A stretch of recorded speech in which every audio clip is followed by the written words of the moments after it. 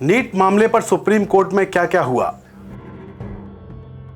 बवाल के बाद क्या फिर होगा ये एग्जाम,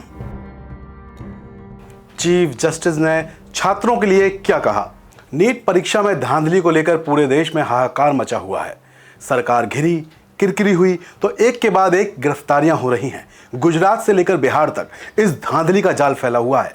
ऐसे में छात्रों को अब आस लगी है सुप्रीम कोर्ट से, जो इस मामले में गुनहगारों को उनके अंजाम तक पहुंचाएगा। नमस्कार दोस्तों, मैं हूं नितिन गुप्ता और आप देख रहे हैं Buland Bharat TV. NEET paper leak मामले में आज का दिन बेहद अहम था, क्योंकि सुप्रीम कोर्ट इस मामले पर सुनवाई करने वाला था। लेकिन छात्रों को अभी थोड़ा सा इंतजार और करना होगा, क्योंकि इस मामले में सुनवाई अब 18 जुलाई तक के लिए टाल दी गई है। 18 जुलाई को चीफ जस्टिस DY चंद्रचूड़ की अगुवाई वाली बेंच परीक्षा में अनियमितता और री एग्जाम की याचिकाओं पर सुनवाई करेगी। उस दिन यह साफ हो जाएगा कि सुप्रीम कोर्ट अपने फैसले में छात्रों के लिए क्या कहता है। आपको बता दें कि NTA के एफिडेविट में केंद्रीय जांच एजेंसी यानी CBI ने बंद लिफाफे में सुप्रीम कोर्ट में अपनी रिपोर्ट आज दायर कर दी है। CBI ने अपनी रिपोर्ट में कहा है कि नीट पेपर लीक केवल एग्जाम सेंटर्स तक ही सीमित था, ये सोशल मीडिया पर लीक नहीं हुआ था।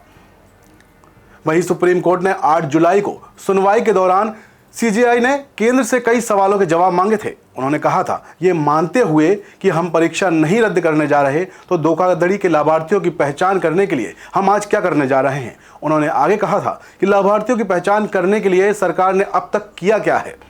CJI ने कहा था कि इस स्थिति में जहां उल्लंघन से पूरी प्रक्रिया प्रभावित होती है और लाभार्थियों को अन्य लोगों से अलग करना संभव नहीं होता, वहां री एग्जाम का आदेश देना आवश्यक हो जाता है, यानी कि बेहद जरूरी हो जाता है।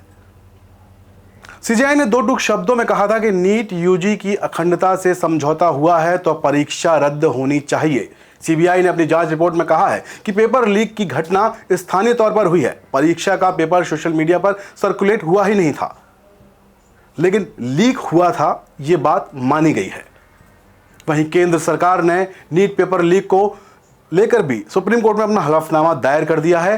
केंद्र ने हलफनामे में कहा है कि भारत सरकार उन छात्रों की चिंताओं को दूर करने के लिए बाध्य है जिन्होंने नीट परीक्षा 2024 दी थी। केंद्र सरकार ने सुप्रीम कोर्ट में दिए हलफनामे में साफ किया है कि वो ये तय कर रहे हैं कि 23 लाख परीक्षार्थियों पर अप्रमाणित आशंकाओं को आधार बनाकर दोबारा परीक्षा का बोझ न डाला जाए, क्योंकि एक बड़ी परीक्षा है, इसलिए दोबारा बोझ डालना ठीक नहीं होगा। तो NTA ने भी सुप्रीम कोर्ट में अपना जवाब दाखिल कर दिया है। अपने हलफनामे में NTA ने कहा है कि पटना में हुए कथित पेपर लीक मामले में लगातार कार्रवाई की जा रही है। पुलिस के साथ साथ इस मामले की जांच CBI भी कर रही है। तो बड़ी सीधी सी बात है दोस्तों कि नीट मामले में दाल में काला नहीं, बल्कि दाल ही काली है। अब सवाल ये कि काली दाल को परोसने वाले आकाओं की लिस्ट कितनी लंबी है और सुप्रीम कोर्ट अपने फैसलों में छात्रों के साथ कैसे न्याय करता है, इस पर पूरे देश की निगाहें लगी हुई हैं। फिलहाल इस मुद्दे पर हर अपडेट के लिए बने रहें हमारे साथ, क्योंकि हम हैं बुलंद भारत टीवी, ताकत आपकी।